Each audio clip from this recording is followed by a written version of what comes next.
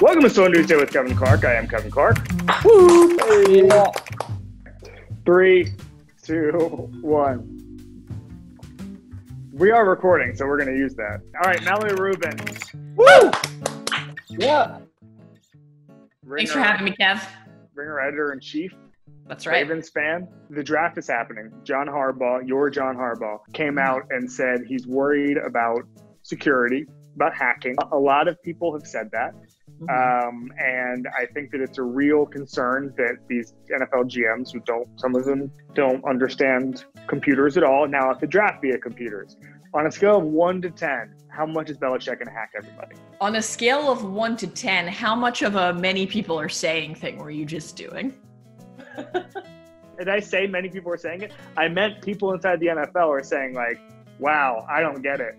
Okay. I don't get computers. It was noted. I'll leave it at that. I think that, this isn't just specific to the draft, which of course will be conducted virtually. Playbooks leaking, meetings with players, eventually workouts are going to be conducted remotely via video conference. So all of these things are things that the teams are going to have to be thinking about. There have always been concerns about information sharing and who's going to have access to what. This is just an evolution of that. I think that the Ravens are at a disadvantage here because if a team was going to get hacked, there's only like 3 teams worth hacking. Yeah, well, that and is the Ravens true. are one of them. Yeah, I mean, they have an actual edge in terms of the analytics department, right? And well, they're also just smart. It's like, the Ravens like this guy, like we should like him too. Jason Reed from The Undefeated said today, he was like, the feeling around the NFL is that people are very, very scared of blowing this draft. As opposed to all the other drafts that GMs always crush. I kind of feel like there's the baked-in excuse this year that you don't usually have. Like, if you completely fuck it up and you pull a biscuit, you draft Trubisky over. Is it pull a biscuit? Would it be like need a biscuit? You pull a biscuit and you make this kind of colossal mistake and miscalculation that is going to define your franchise for years. And even when you're able to field a competitive team, which of course Bears have done, the point of comparison to Watson and Mahomes is quite literally inescapable for them. Yeah. If teams do that this year or even make much lower grade mistakes, there are like 50 things that they can point to and say, well, we were at a disadvantage for reasons X, Y, and Z. That is not something that NFL teams are typically able to do. So I would go the other way with it. I think a lot of the GMs are going to be able to point back and say, well, listen, Kevin Clark hacked my Zoom, Kevin, did you disappear? I don't know how to.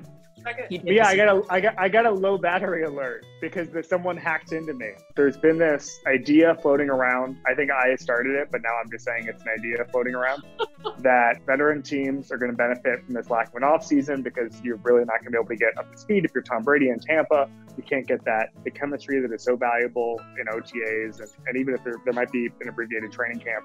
So teams that were good last year and have veterans and are kind of were built to win last year will have an advantage this year because there's just not a lot of learning you can do in an abbreviated offseason. Chris Long came on the show last week and said the same thing about the Kansas City Chiefs.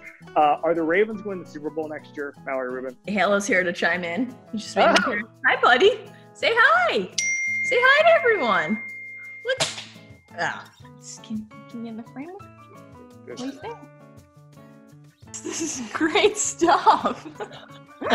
This is excellent. Halo is so interested in what we're doing that he's starting to walk through. He's Godzilla-ing my Game of Thrones pop in the world?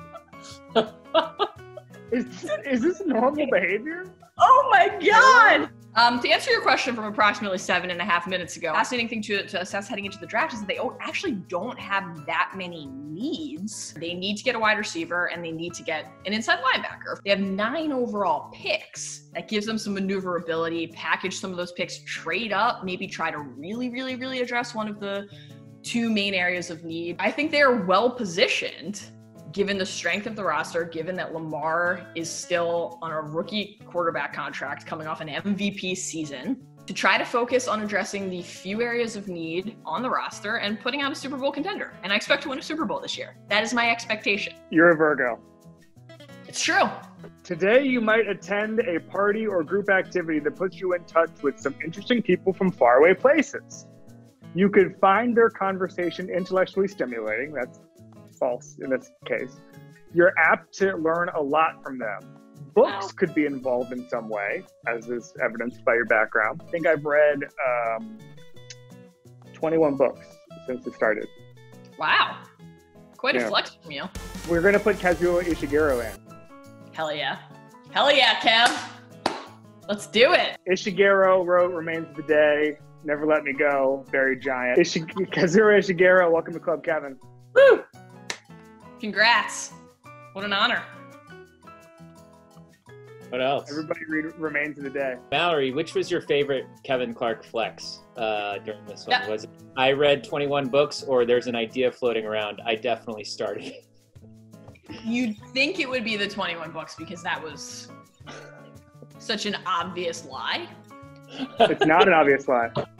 It's not an obvious lie. But I have to express a slight disappointment. We've been here chatting for about 10 minutes right now. Not one comment on my jacket. I broke out It's an amazing jacket jacket. for you. Okay, Joe House. A bittersweet visit from Joe House. It's Masters Week, and there's no Masters, Joe. Well, it's semi-sweet, Kevin Clark, because in the midst of this global pandemic, everybody is sensibly resetting their entire trajectory. All we've done is take the Masters from this traditional spring moment and put it forward into a more sensible fall moment. And here's the thing, you know that Augusta is set in an arboretum. So it is going to be beautiful. It is going to be full of colors and luscious flora and fauna, the likes of which the general public hasn't seen before. Lots of rich people have seen it before, but we haven't. Many rich people. In lieu of actual Masters, they're going to replay all the Masters. CBS and ESPN, they're going to replay all the Masters, all the hits. What is the most rewatchable Masters house? And what are you going to be watching this week? Kevin, you know I am an unabashed Tiger truther.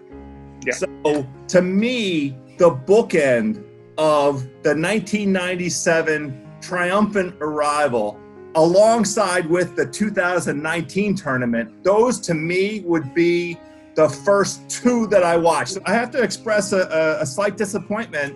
We've been here chatting for about 10 minutes right now. Not one comment on my jacket. I broke out It's an amazing jacket. for you. I didn't do the green blazer deliberately. This is a Kevin Clark green jacket, by which I mean members only. I appreciate the homage. House, when's your birthday? May, What's the sign? Taurus.